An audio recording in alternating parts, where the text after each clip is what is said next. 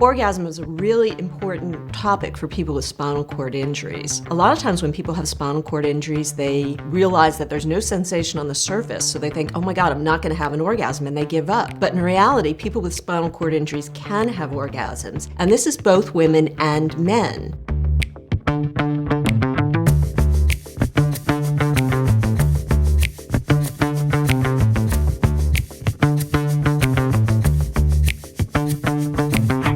Orgasms are actually defined by sensations that are internal in our bodies and not external. Orgasm is basically a reflex response of your autonomic nervous system. We have two different parts of our nervous system. There's the somatic and the autonomic. The autonomic we know as our fight, flight, and rest and relaxation. So what happens when you have an orgasm is the fight or flight, the sympathetic, gets increased in terms of stimulation until you get so excited that it kind of reverberates back and then people are relaxed. So it's the sympathetic and then the parasympathetic. Now there are sensations to our autonomic nervous system. The autonomic nervous system sensations you have are internal, kind of like when a woman has menstrual cramps. The surface sensation is what we focus on though sexually. You know, we all know you can feel the touch. So we think that, oh, we're having an orgasm, it's all external. Well, it's not, it's internal.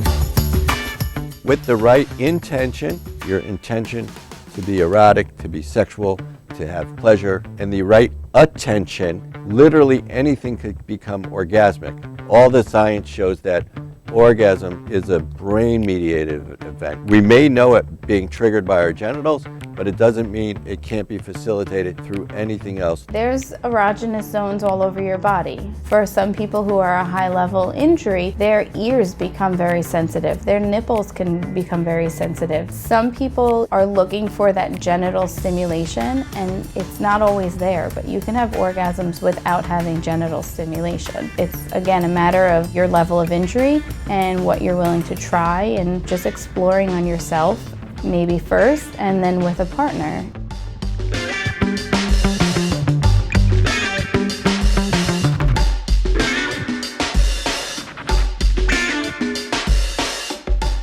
Let's take this model of the able-bodied partner is highly orgasmic and the person with a disability has different responses than that final peak intense kind of orgasm. It's a very common dynamic that the partner with that stronger intense peak response holds back from it because they feel guilty, because they feel like, oh, I'm like rubbing it in, you can't experience this, so I should hold it back from myself. Well, for me, that is exactly the opposite of what I want my partner to be doing, because my ability to take my partner there means a lot to me. That's a big piece of where I get my satisfaction, is that I can get you off.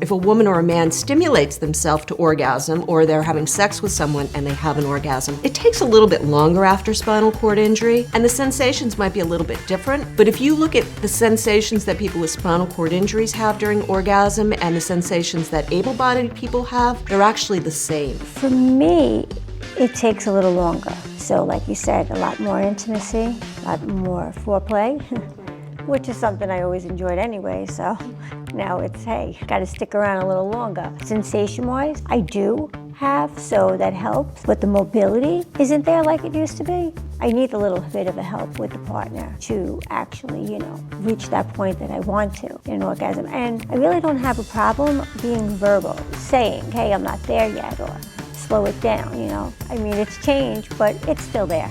What happens in men with spinal cord injury is that they tend to think about the issue of ejaculation and orgasm, and we tend to equate the two because when you're able-bodied, they happen at the same time. But the reality is you don't have to have an ejaculation to have an orgasm. Sometimes after spinal cord injury, men will have an ejaculation, and because of the way the reflexes work after injury, the ejaculation might go inside to their bladder. Men then think, oh, I'm not having an orgasm because they don't see ejaculation, but they actually might still have the feeling of orgasm. So the feelings are what the orgasm is, not the ejaculation.